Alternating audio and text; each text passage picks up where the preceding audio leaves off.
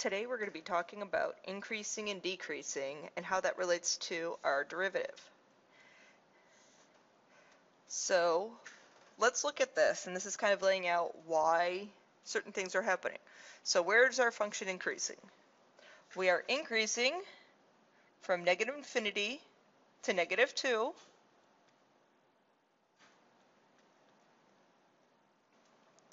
and we're increasing from 5 to infinity.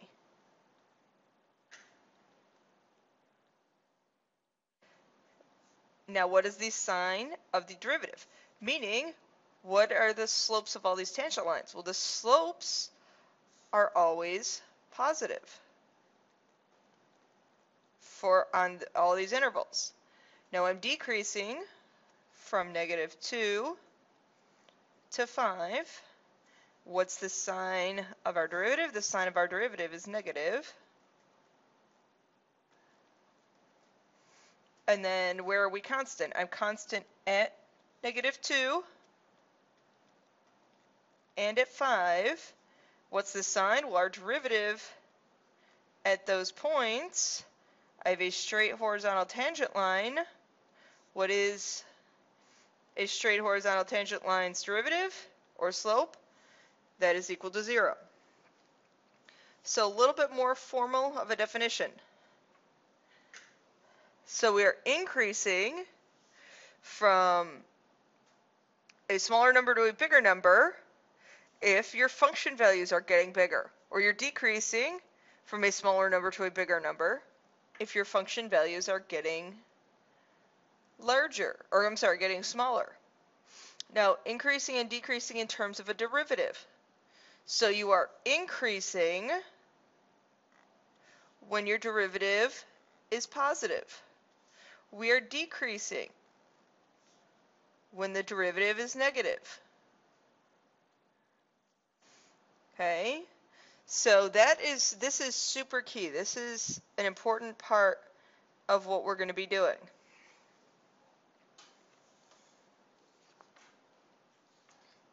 Okay, our first example. Use analytic methods to find the local extrema, the intervals on which the function is increasing and decreasing. So, first we find our derivative.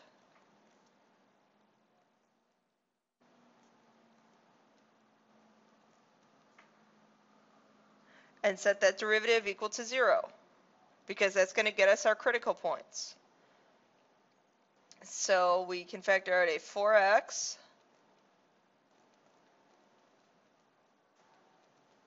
so my critical points are when 4x equals 0, or when x squared minus 4 equals 0, so that's x equals 0,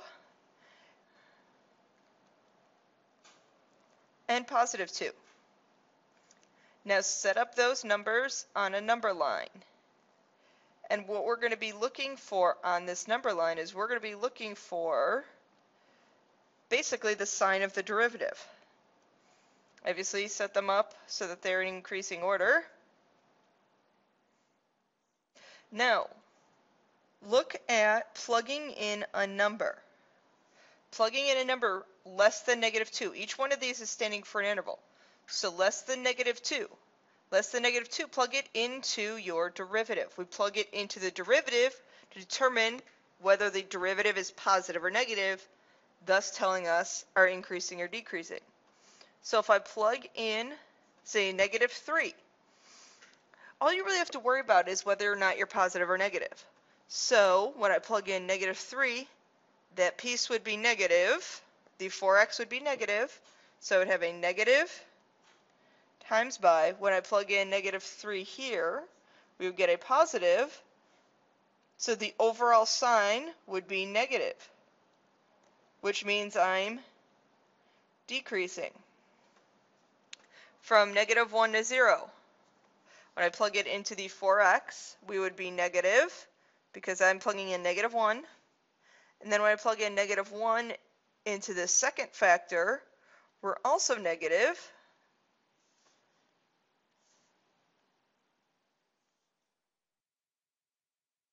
We're also negative.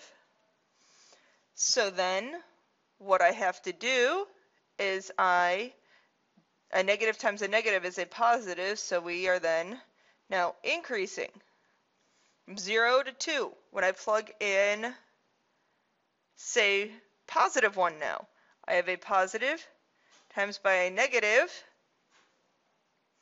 so now I am decreasing because we're negative, and then when I plug in a number greater than 2, we're positive times a positive, so our whole answer is positive, so we are increasing, I apologize. So we are decreasing.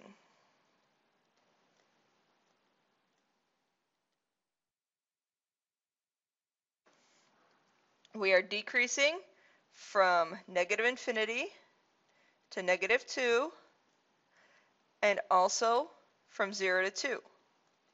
We are increasing.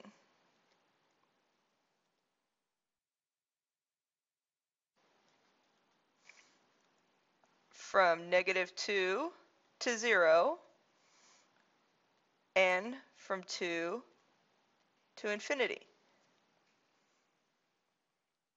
So then what we have to do is we have to find our function value evaluated at each one of our critical points.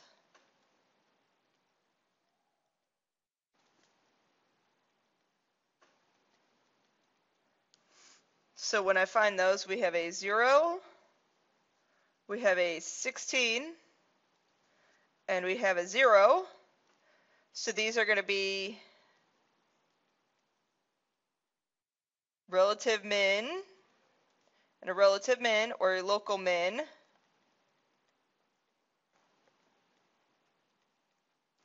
And f of 0 is going to be a local max.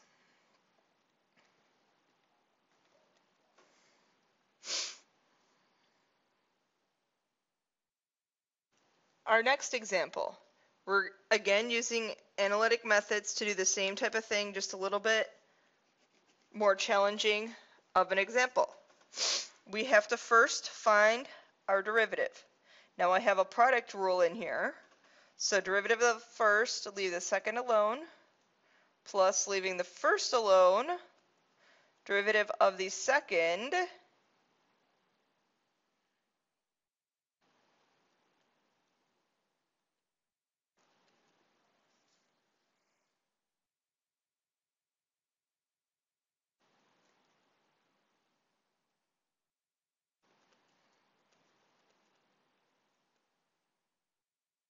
all right, so that's what we have.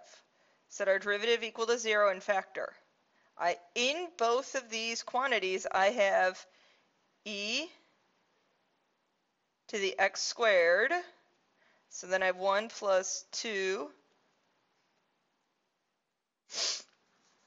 Now e to the x squared equaling 0, and 1 plus 2 x squared equaling 0. Solving the second one, I get x squared equal to negative 1/2, or x is equal to the square root of negative 1/2, and technically plus or minus.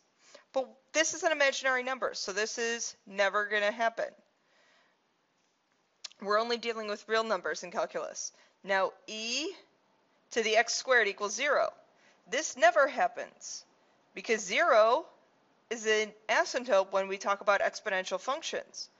So we have no critical points. We have no stationary points. So what does this mean? Now look at this derivative.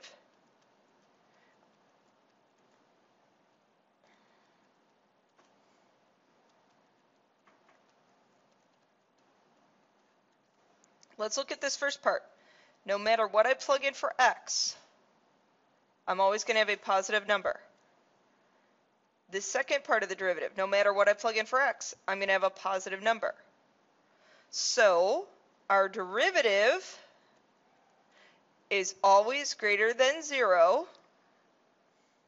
So that means I have no max or min.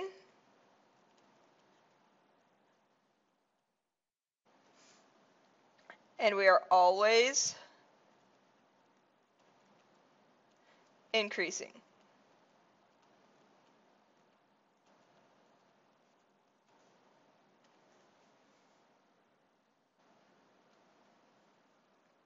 Okay, our next example. Same thing, just a little bit more challenging because we have a quotient rule for our derivative. So h prime of x, low d high minus high d low, draw a line, square the below.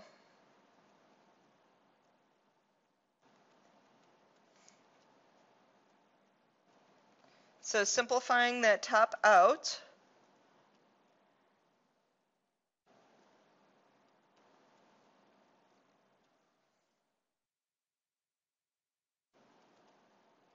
so now you would look for when this derivative equals 0, or when the derivative is undefined. The bottom is never going to be 0, so we don't have to worry about when we're undefined. But we do have to worry about when negative x squared plus 2 equals 0. So when x squared equals 2, or when x equals plus or minus root 2.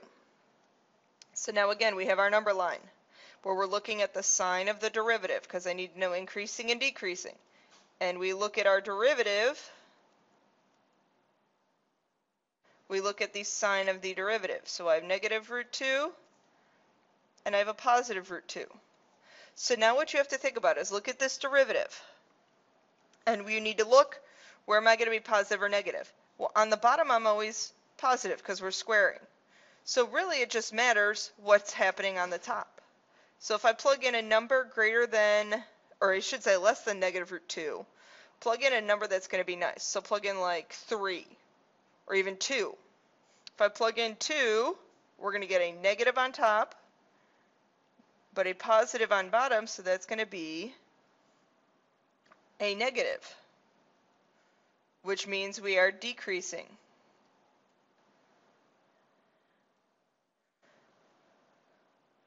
Then when I plug in 0, 0 is the easiest number to plug in. When I plug in 0, again, the bottom is always positive, but when I plug in 0 in the top, we're going to also have a positive, so I'm increasing.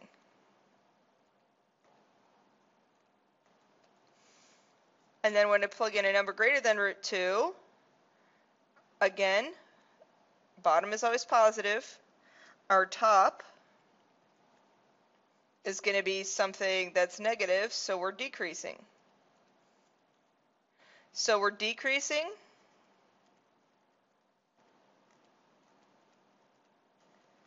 On the interval from 0 to negative root 2, I'm sorry, 0, infinity, negative infinity. And from root 2 to infinity, we're increasing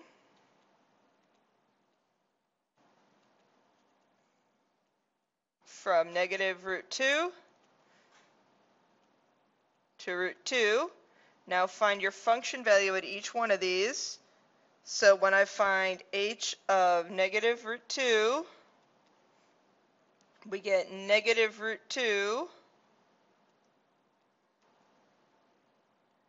over 4.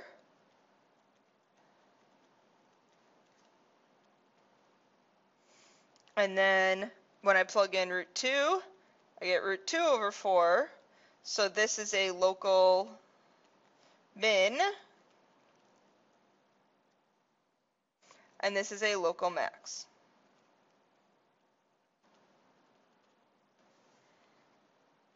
Okay, that's all I have for today. Please make sure your lesson summary is submitted on time.